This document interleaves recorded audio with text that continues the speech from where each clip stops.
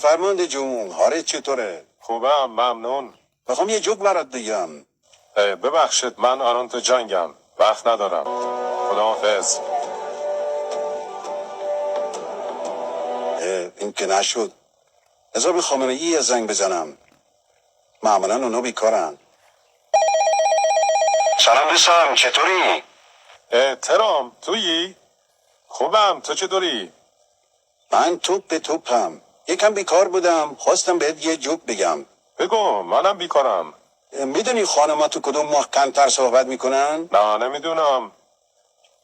تو ماه اسفند. چطور مگه؟ چون این ماه تعداد روزاش کمتر از ماهای دیگه است.